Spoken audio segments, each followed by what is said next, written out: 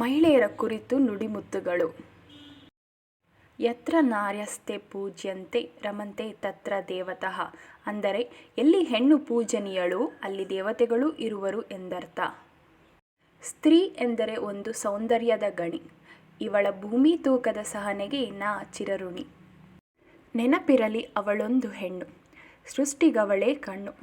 ತಿದ್ದುವಳು ಸಂಸಾರದ ಹುಣ್ಣು, ನೀಗುವಳು ಹೊಟ್ಟೆಯ ಹಸಿವನ್ನು.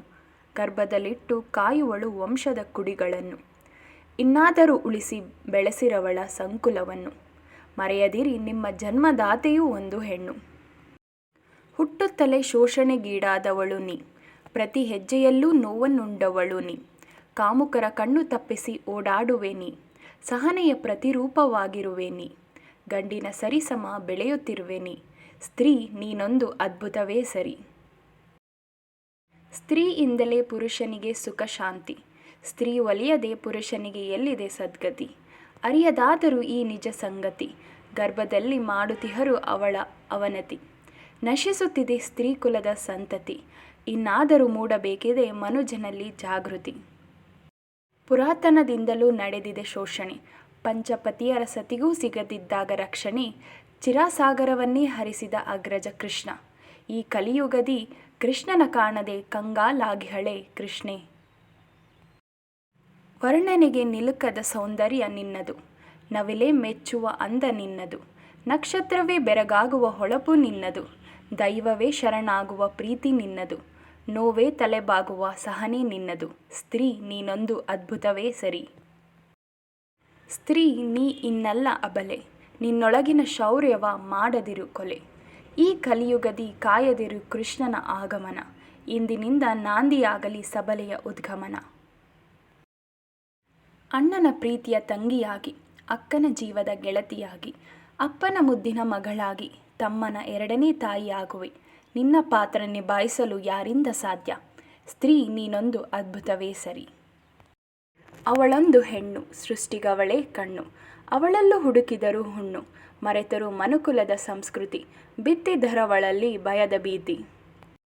ಸುಖ ದುಃಖವನ್ನು ಸಮನಾಗಿ ಸ್ವೀಕರಿಸುವ ಕನಿ, ಮನಸ್ಸೆಂಬ ಮನೆಗೆ ಇವಳೇ ಮಹಾರಾಣಿ. ಎಲ್ಲರನ್ನೂ ಒಂದುಗೂಡಿಸುವ ಶಕ್ತಿ ಇವಳು, ಎಲ್ಲರಲ್ಲೂ ಪ್ರೇಮದ ದೀವಿಗೆ ಬೆಳಗುವವಳು.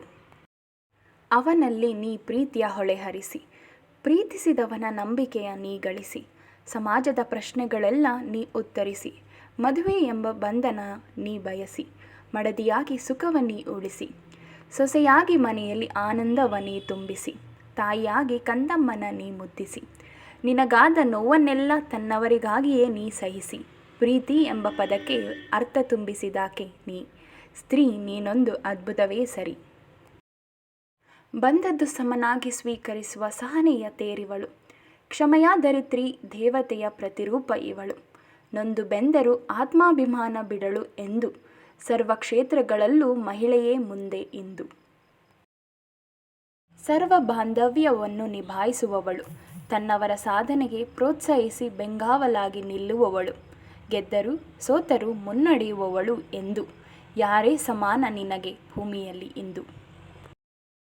ಜೀವ ಕೊಡುವ ತಾಯಿಯಾಗಿ, ಧೈರ್ಯ ತುಂಬುವ ಅಕ್ಕ ತಂಗಿಯಾಗಿ, ಜೀವನಕ್ಕೆ ದಾರಿದೀಪವಾಗುವ ಹೆಂಡತಿಯಾಗಿ, ಮನೆ ಮನಗಳ ಬೆಳಗಿಸುವ ಮಗಳಾಗಿ, ಪ್ರತಿ ಮೈಲುಗಲ್ಲಿನಲ್ಲೂ ಜೊತೆಯಾಗಿ ಬರುವಳು ಹೆಣ್ಣು.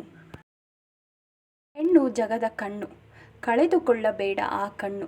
ನಿನ್ನ ಹೆತ್ತವಳು ಆ ಹೆಣ್ಣು, ನಿನ್ನ ಕಷ್ಟ ಸುಖ ಹಂಚಿಕೊಳ್ಳುವವಳು ಹೆಣ್ಣು.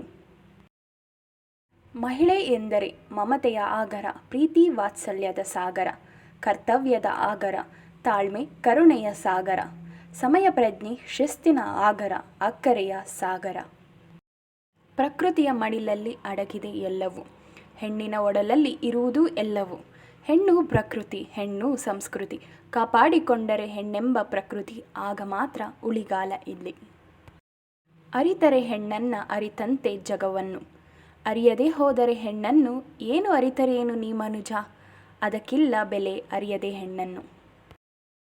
ಮಹಿಳೆ ಎಂದರೆ ಸ್ಫೂರ್ತಿ, ಮಹಿಳೆ ಎಂದರೆ ಜ್ಯೋತಿ, ಮಹಿಳೆ ಎಂದರೆ ಸೌಂದರ್ಯದ ಗಣಿ, ಮಹಿಳೆ ಎಂದರೆ ಸಹಾನುಮೂರ್ತಿ. ಹೀಗೆ ನಾನಾ ಪದಗಳಿಂದ ಆಕೆಯನ್ನು ವರ್ಣಿಸಿದರೂ ಆಕೆ ವರ್ಣಾತೀತಳು. ಜೀವನವು ಕಾಮನ ಬಿಲ್ಲಾಗಿದ್ದರೆ ಮಹಿಳೆಯರು ಅದರ ಬಣ್ಣಗಳಂತೆ. ಸಂಬಂಧದ ಬಂಧನದಲ್ಲಿ ಬಂದಿಯಾಗಿ ಮನವ ಬೆಸೆಯುವ ಕೊಂಡಿಯಾಗಿ ಪ್ರೀತಿಯ ಜೇನು ಹರಿಸುವಳು ಹೆಣ್ಣು. ಮನೆಯ ದೀಪ ಬೆಳಗಿ ಹೊತ್ತು ಹೊತ್ತಿಗೆ ಅಡುಗೆ ಉಣಬಡಿಸಿ ತಂದೆ ಮಗುವನ್ನು ಪ್ರೇಮದಿಂದ ತಬ್ಬಿದಾಕೆ ಹೆಣ್ಣು. ಕಷ್ಟ ಕಾರ್ಪಣ್ಯಗಳಿಗೆ ನೊಂದದೆ ನಗುಮುಗದಿ ಎದುರಿಸಿ ಜಯಿಸಿದಾಕೆ ಹೆಣ್ಣು. ತಾಯಿಯ ಅಪ್ಪುಗೆಯಲ್ಲಿ ಬೆಚ್ಚನೆ ಮಲಗುವ ಮಗಳು ಬೆಳೆದಳು ಅಂದದಿ. ತುಂಟಾಟಗಳ ಅಂಗಳದ ಕಾಲ ಸರಿದಂತೆ ಮತ್ತೆ ಬೆಳೆದಳು ತರುಣಿಯಾಗಿ. ದಿನ ಉರುಳಿದಂತೆ ರೂಪುಗೊಂಡಳು ಗೃಹಿಣಿಯಾಗಿ. ಸಂಪ್ರೀತಿ ಹಂಚಿ ಕುಟುಂಬದ ಕಣ್ಣಾದಳು. ಒಡಲ ಕುಡಿಗಳ ನೀಡಿ ಪೂರ್ತಿಯಾದಳು. ಕೆಲವೊಮ್ಮೆ ಅವರ ಸ್ಫೂರ್ತಿಯಾದಳು. ಸಂಸಾರವೆಂಬ ದೋಣಿಯನ್ನು ಸಾಗಿಸಿ ಸುರಕ್ಷಿತವಾಗಿ ದಡ ತಲುಪಿಸುವ ಪ್ರತಿಯೊಂದು ಜವಾಬ್ದಾರಿಯುತ ಹೆಣ್ಣು ಸರ್ವಶ್ರೇಷ್ಠಳೆ. ಕಷ್ಟ ಏನಿದ್ದರೂ ನಗುವಿನ ಮುಖವಾಡ ಹೊತ್ತು ಸಾಗುವಳು. ಜೀವನ ಪೂರ್ತಿ ನಗುವಿನ ಮುಖವಾಡ ಧರಿಸಿ ಬಿಕ್ಕುವಳು ಒಳಗೊಳಗೆ. ಹೆಣ್ಣು ಇವಳೆಂಬುದನ್ನು ಪದಗಳಲ್ಲಾಗಲಿ ಪರಿಮಿತಿಗಳಲ್ಲಾಗಲಿ ವರ್ಣಿಸಲು ಸಾಧ್ಯವಿಲ್ಲ. ಏಕೆಂದರೆ ಪ್ರಕೃತಿಯೂ ಅವಳೇ, ಸೃಷ್ಟಿಯೂ ಅವಳೇ. ಹೆಣ್ಣು ತಾಯಿಯಾಗಿ ಜನ್ಮ ಕೊಟ್ಟು ಪೋಷಕಳಾಗಿ ತನ್ನೆಲ್ಲ ಬೇಕು ಬೇಡಗಳನ್ನು ಬದಿಗಿಟ್ಟು ಪಾಲನೆ ಪೋಷಣೆ ಮಾಡುವ ತ್ಯಾಗಮಯಿ. ಸರಸ್ವತಿಯಾಗಿ ಶಿಕ್ಷಣ ಕೊಟ್ಟು ಅನ್ನಪೂರ್ಣೆಯಾಗಿ ಹಸಿದವರ ಹೊಟ್ಟೆ ತುಂಬಿಸಿ ಸಂಸಾರದ ಕಣ್ಣಾಗಿ ಸಂಸಾರದ ದೋಣಿಯನ್ನು ಕಷ್ಟ ಕಾರ್ಪಣ್ಯಗಳೆಂಬ ಅಲೆಗಳನ್ನು ಎದುರಿಸಿ ಬದುಕನ್ನು ಸಾರ್ಥಕಗೊಳಿಸುವ ಸಾರಥಿಗೆ ನನ್ನ ನಮನಗಳು.